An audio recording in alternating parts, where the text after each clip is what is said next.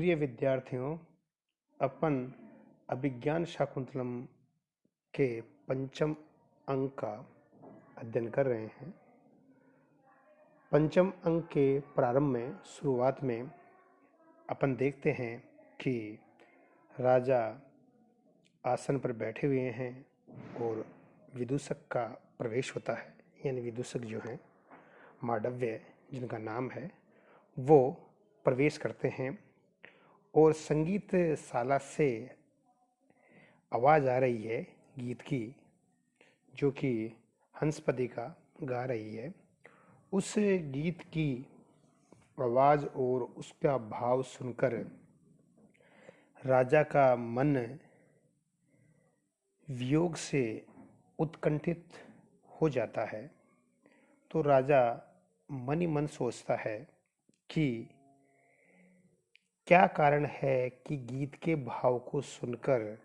प्रियजन के वियोग के बिना भी मैं बहुत ज़्यादा उत्कंठित हो रहा हूँ। कहने का अभिप्राय ये है कि राजा ये बताना चाहता है कि यह जो गीत है, ये वियोग जो प्रियजन अपने जो प्रियजन होता है उसके वियोग में, उसकी याद में मेरा हृदय बहुत ज़्यादा दुखी हो रहा है। अथवा ये भी हो सकता है, तो राजा कहता है कि रम्याणि वीक्ष्य मधुरानांश्च निशम्य शब्दान् पर्युत्सुको भवति यत् सुखितोऽपि जन्तु तच्चेतसा स्मरति नूनममोदपूर्वं भाविस्त्राणि जनान्तरसौरिधानि। अब देखो, रम्याणि वीक्ष्य मधुरान्श्च निशम्य शब्दान् पर्युत्सुको भवति यत् सुखितोऽपि जन्तुः तच्चेतसा स्मरति नूनम अबोधपूर्वम भावस्त्राणि जनान्तरसो रिधानि। रम्याणि वीक्ष्य, रम्याणि मनोहर वस्तुओं को, वीक्ष्य देखकर, मधुरान शब्दांच और मधुर शब्दों को, निशम्य सुनकर, यत जो कि, सुखित है अपि जंतु सुखी प्राणी भी, पर्युत्सुक है, भवति उत्कंठित हो जाता है, व्याकुल हो जाता है, तत् तो वह नूनम निश्चय ही चेतसा मन से, अबोध पूर्वम ठीक ठीक जाने समझे बिना, अबोध पूर्वम को मतलब, बोध पूर्वम का मतलब अच्छी तरह से समझना जानना, अबोध पूर्वम ठीक ठीक जाने समझे बिना, भाव स्थिराणि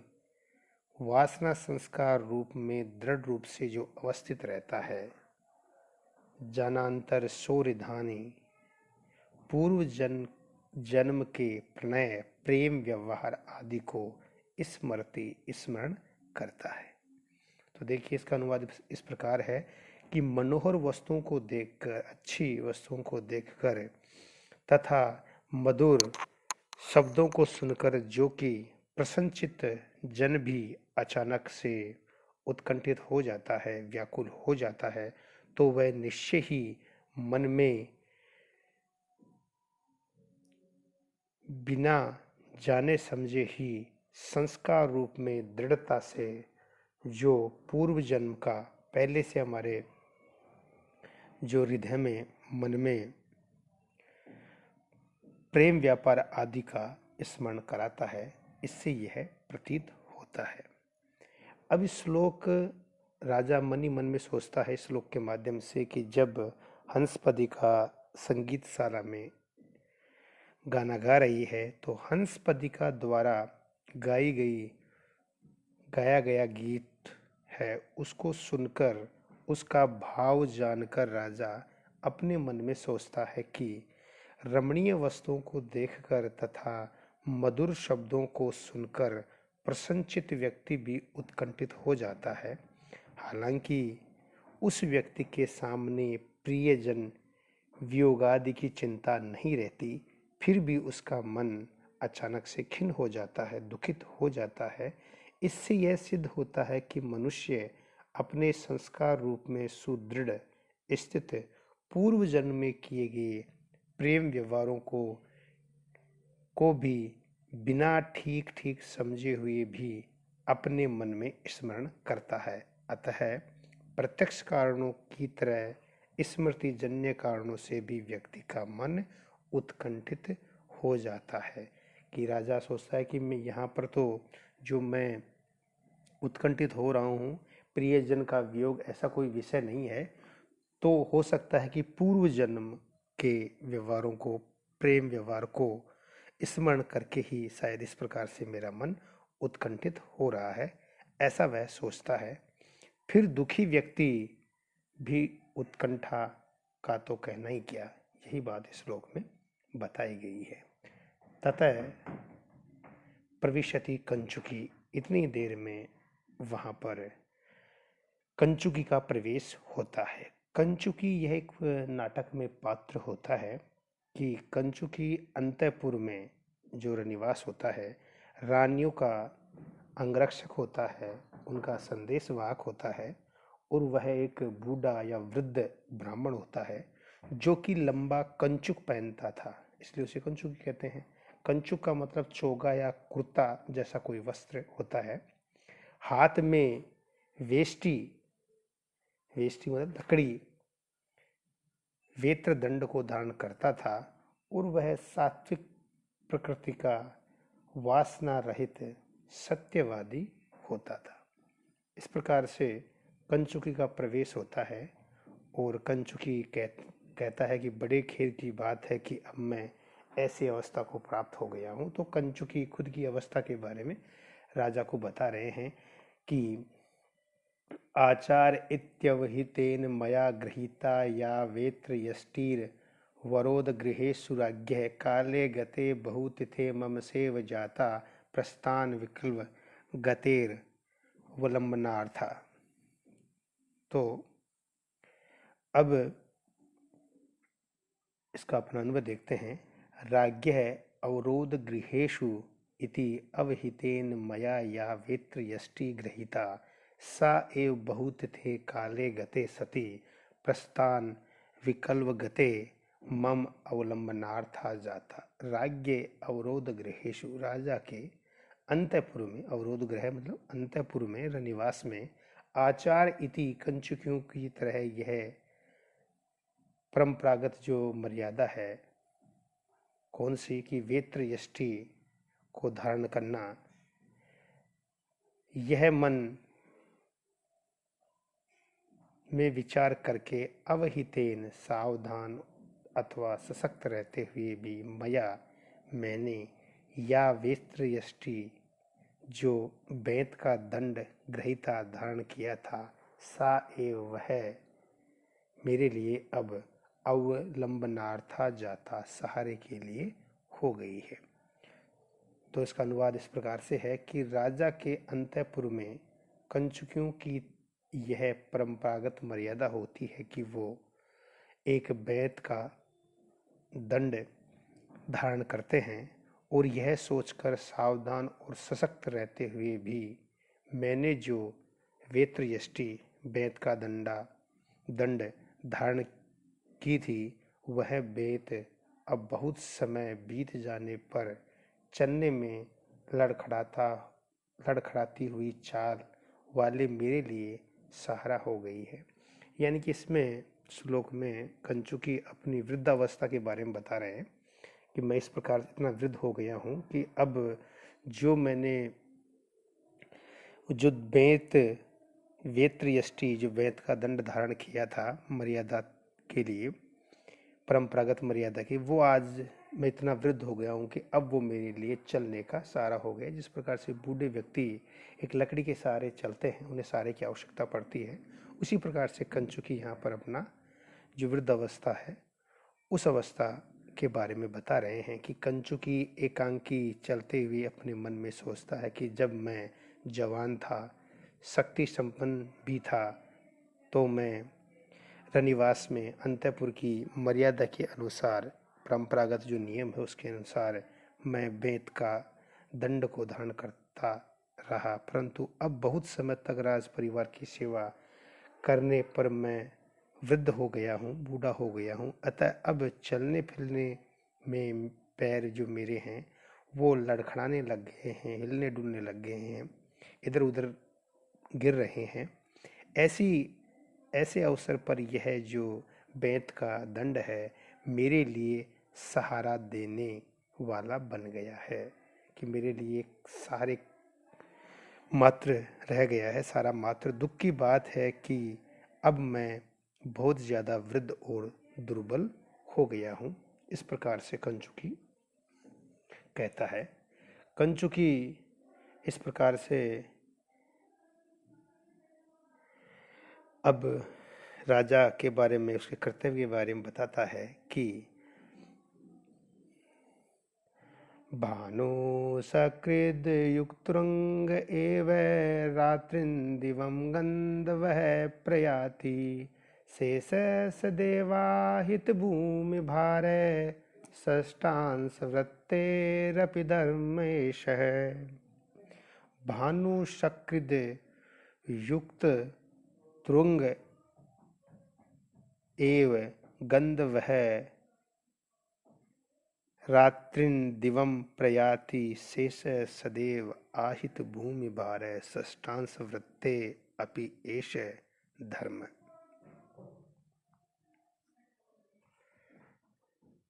तो देखो, भानु सूर्य, सकृद एक बार, युक्त तुरंग एक बार ही जोतने वाला, तुरग अश्वों को सदा के लिए एक बार ही जोड़ने वाला, युक्त यानी जोड़ना, गंधवह वायु, रात्रिन दिवम रात दिन प्रयाति चलता है, शेष नाग, सदैवाहित भूमि भार है, सदा ही पृथ्वी का भार उठाने वाला, षष्ठांश वृत्ते उपज के छठे भाग से निर्वाह करने वाला राजा भी ऐसे धर्म में यही कर्तव्य है।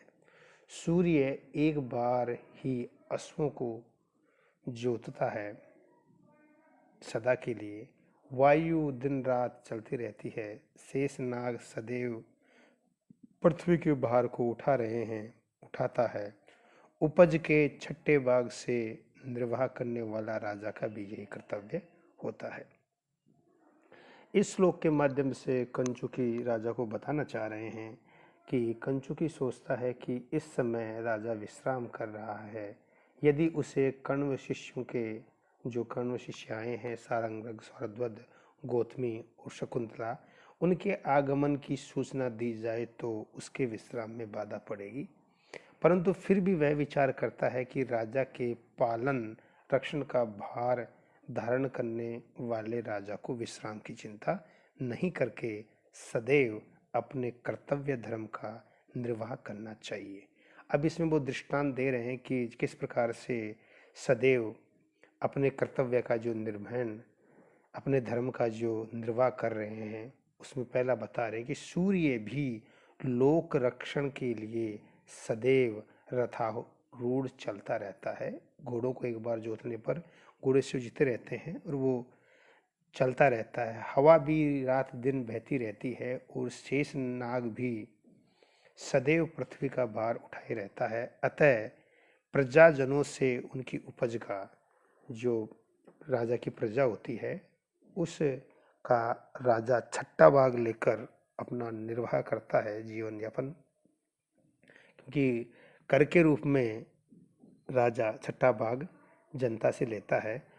तो प्रजाजनों से उसकी उपज का षष्ठ भाग ग्रहण कर अपना निर्वाह करने वाले राजा का भी यही कर्तव्य हो जाता है कि वह विश्राम किए बिना निरंतर प्रजा का पालन करे। अतः मुझे भी राजा को कण्व शिष्यों के आगमन की सूचना दे देनी चाहिए। इस प्रकार से वह सोचता है और कंचुकी इस प्रकार से अब राजा के सामने आके कहता है कि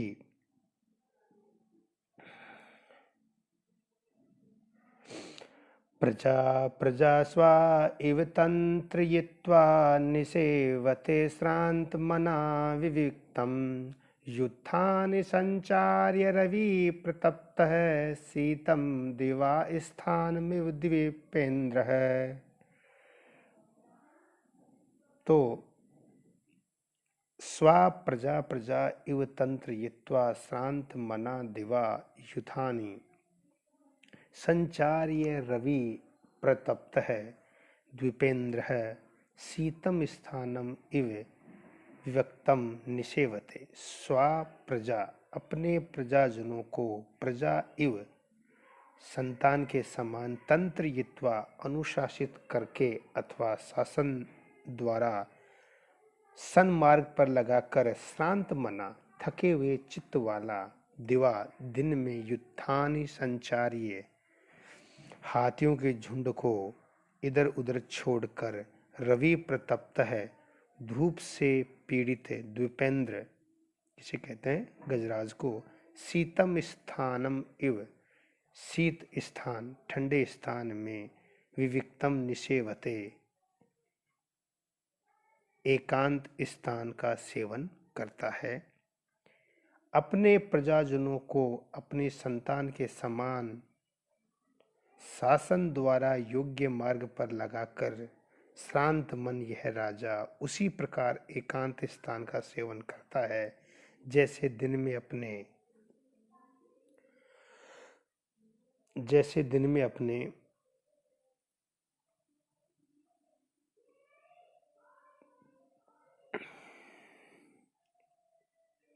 झुंडों को इधर उधर चारागाहों में भेजकर धूप से संतप्त हुआ गजराज शीतल स्थान का सेवन करता है। तो राजा शांत है, अकेला स्थान पर विश्राम कर रहा है। उसे देखकर कंचुकी कहता है कि जिस प्रकार दिन में अपने झुंडों को यथा योग्य चारागाहों में भेजकर गजराज धूप से संतप्त होकर शीतल स्थान पर विश्राम करता है, वैसे ही यह राजा भी अपनी प्रजा को अपनी संतान की तरह अनुशासित करके थके हुए चित्त से अब विश्राम कर रहा है। इस प्रकार से कंचुकी राजा से कहते हैं